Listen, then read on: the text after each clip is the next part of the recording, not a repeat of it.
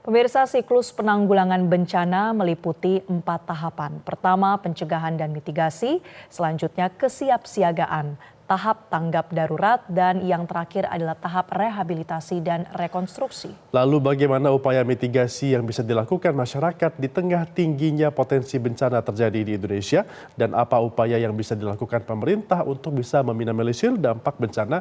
Kita sudah terhubung bersama dengan jurnalis senior Kebencanaan Metro TV ada Prihadi. Selamat pagi Mas Prihadi, pada Sabtu kemarin terjadi gempa di Garut yang terasa sampai dengan ke Jabodetabek ya. Dan bencana ini pun mengingatkan kita terkait dengan kewaspadaan bencana. Apa prioritas utama dalam memitigasi bencana gempa, Mas?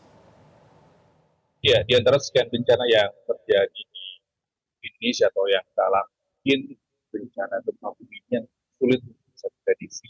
Selain ya bencana hidrometeorologi bahwa sudah ada tanda-tanda yang terkait dengan curah hujan yang tinggi atau curah hujan yang sudah kurang seperti itu. Nah, sebenarnya kan di Indonesia sendiri kalau kita bicara soal gempa bumi, hal yang perlu diawali mitigasi itu adalah bagaimana kita mengenal daerah kita sendiri. Kalau di Indonesia itu bicara soal gempa berarti bicara soal sesar. Bicara soal sesar berarti ada sekitar 295 sesar aktif yang mungkin sekarang ini sudah bertambah. Terakhir sudah diidentifikasi lagi sesar baru yang mengakibatkan gempa di Bawean. Yang sebelumnya juga ada sesar Cugenang yang di tahun 2022 akhir Desember. Nah, dari sesar-sesar yang sudah diidentifikasi itulah kemudian bisa dilakukan langkah mitigasi berupa mitigasi struktural dan juga mitigasi non struktural. Bicara soal mitigasi non struktural, berarti kita bisa bicara soal bagaimana kemudian masyarakat dididik atau bisa diadvokasi lokasinya itu mereka tinggal beresiko enggak. Kalau kita bicara soal gempa lagi, berarti kita bicara soal Jakarta yang kemarin sempat sempat ramai dilalui oleh sesar ini. Maka ketika kita sadar bahwa kalau kita tinggal di dekat sesar atau di sumber-sumber bencana lainnya, maka kita juga harus identifikasi, memperkuat, menambah kapasitas diri kita. Bahwa ingat, rumusnya adalah jika ada resiko, ya resiko atau resiko atau ancaman, maka yang harus diperkuat adalah kapasitas kita sebagai masyarakat untuk mengurangi resiko itu sendiri. Jadi bicara soal gempa, maka yang paling kita bisa tekankan adalah bagaimana membangun konstruksi rumah yang tahan gempa seperti itu. Kalau di kota-kota besar mungkin bisa ya, tapi kan kondisi bencana ini nggak harus di stressing dan tidak melulu seperti terjadi di kota-kota besar. Kemarin lah kayak misalkan di Garut, rumah-rumah kebanyakan kan rumah-rumah tua, rumah-rumah penduduk yang mungkin untuk membangun rumah dan gempa saja juga cukup PR dan berbiaya tinggi seperti itu. Tapi mau nggak mau kan mereka masih harus berpikir bahwa kedepannya akan seperti apa. Jangan sampai kemudian gempa-gempa ini akan terus terjadi, mereka bangun rumah, kemudian juga rumahnya rusak karena gempa, seperti itu. Paling tidak, semua masyarakat di Indonesia masih harus sadar bahwa kita ini selalu terjadi bencana. Bercermin dari Garut, tidak hanya terjadi pada tanggal 27 ya, 27 malam, satu malam. 2 hari sebelumnya kan di tanggal 25 juga ada bencana tanah longsor dan 3 warga tewas di Banjarwangi seperti itu. Hal-hal ini tidak terduga sepertinya. Tapi memang yang paling kita harus sadari sebagai masyarakat ya, sebagai masyarakat dulu, karena yang paling menderita paling awal adalah masyarakat adalah meningkatkan kapasitas kita, sadar bahwa saya tinggal di kawasan yang berpotensi bencana, maka harus ada yang saya lakukan. Nggak hanya sekedar warga yang tinggal di lereng perbukitan, tapi juga di pantai ataupun juga di kota seperti itu. Baik. Ya, Mas Prihadi, kita sering mendengar ya bahwa Indonesia ini berada di zona megatrust. Apa sebetulnya makna dari Indonesia terletak di zona megatrust dan pengaruhnya pada risiko kebencanaan gempa yang terjadi di Indonesia? Ya, bukti saintis dan bukti dari para peneliti ini bisa selalu menjadi rujukan bagi pemerintah untuk mengantisipasi bencana-bencana yang akan terjadi. Itu. Bu Dwi Korita, teman-teman dari BMKG sudah mengingatkan bahwa potensi megatrust di pesisir Pulau Jawa dari Sumatera Utara, Sumatera sampai dengan Timur Jawa itu kan ada beberapa seksi gitu kan, seksi megatrust. Ini bukan hanya sekedar ancaman sih sebenarnya, tapi kita juga masih harus waspada. Kalau pemerintah sendiri sebenarnya sudah melakukan antisipasi kawasan rawan bencana di pantai, masyarakat ini bisa membuka informasi ini. Saya tinggal di pantai itu masuk zona mana? Zona merah, kuning atau hijau. Dan ketika sudah diketahui kalau saya berada di zona merah, berarti harus langkah antisipasinya harus jadi lebih ditingkatkan, kapasitasnya masih harus ditingkatkan. Harus rajin-rajin melakukan drilling atau latihan antisipasi tsunami. Terus tahu posko-posko atau titik-titik aman ketika tsunami terjadi. Ingat, kita tidak akan pernah tahu sebenarnya tsunami itu terjadi kapan. Tapi yang harus kita lakukan adalah bagaimana kemudian menginventarisir permasalahan-permasalahan kita, mencari apa ya, kelemahan-kelemahan kita agar kemudian langkah-langkah mitigasi itu di saat dibutuhkan itu kita sudah melalui insting. Ingat, mitigasi itu adalah investasi jangka panjang yang nggak bisa kemudian kita makan cabai langsung pedas. Mitigasi itu mesti harus dilakukan tiap hari agar kemudian menimbulkan insting cara menyelamatkan diri. Bencana itu tidak akan pernah terjadi dan kita tidak akan pernah tahu. Mungkin bisa terjadi sama kita, tapi bisa juga terjadi sama anak kita.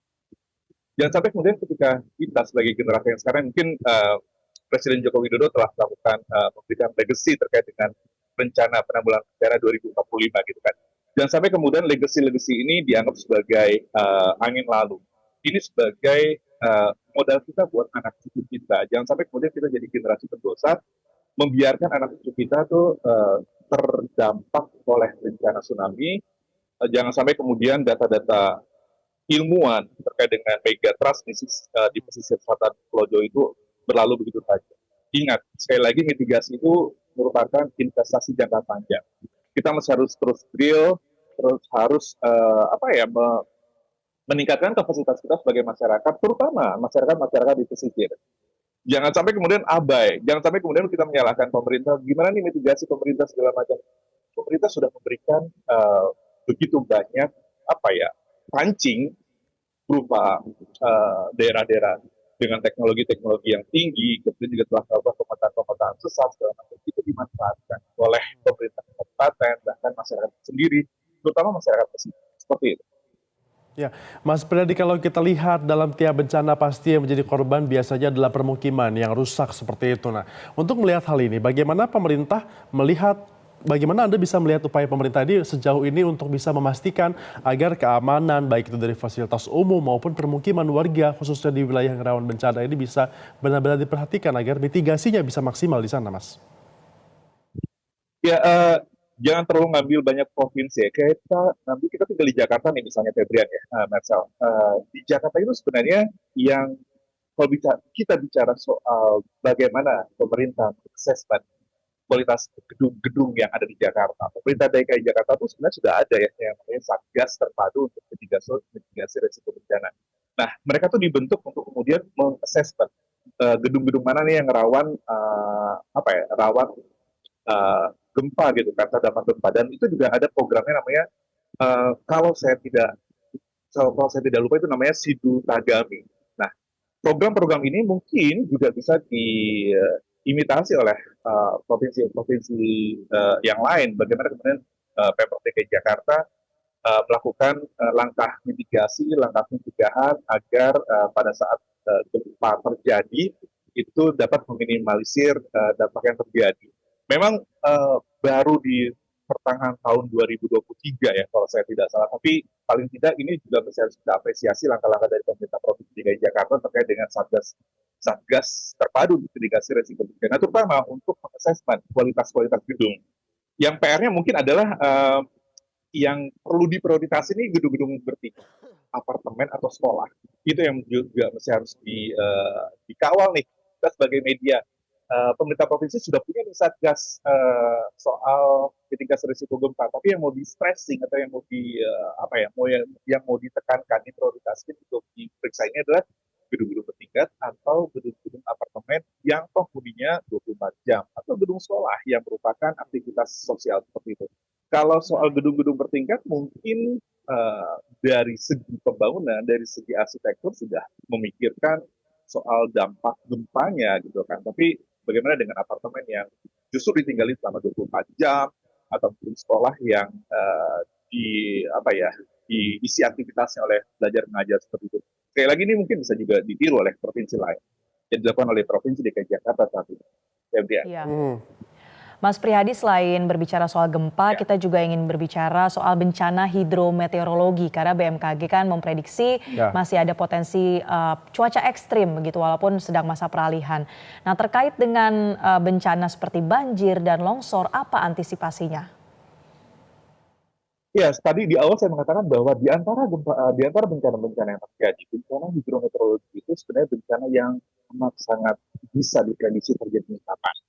Ya, kalau kita bicara soal provinsi yang ada di Indonesia, let's say kita bicara soal provinsi Jawa Barat aja lah, gitu kan, karena kasusnya baru terjadi, baru hangat gitu kan.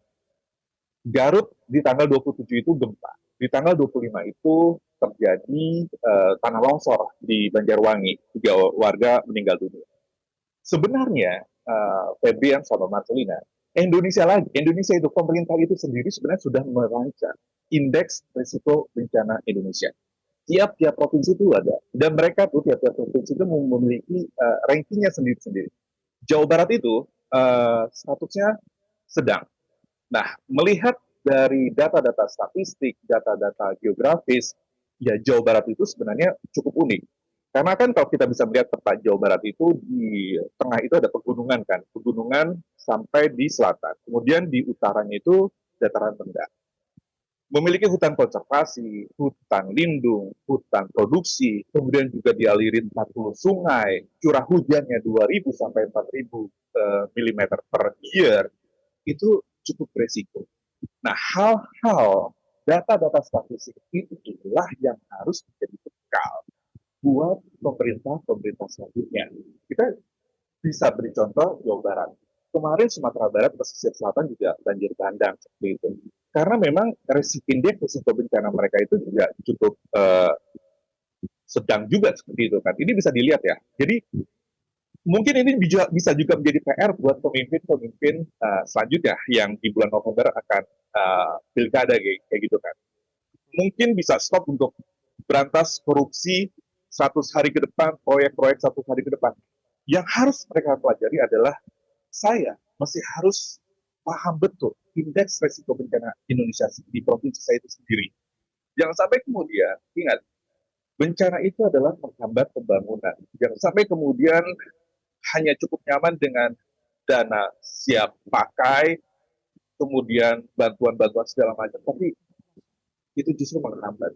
Kita tiap tahun tuh selalu rugi soal soal berapa triliun untuk melakukan dana siap pakai atau tanggap darurat, pemenuhan kebutuhan masyarakat pada saat bencana.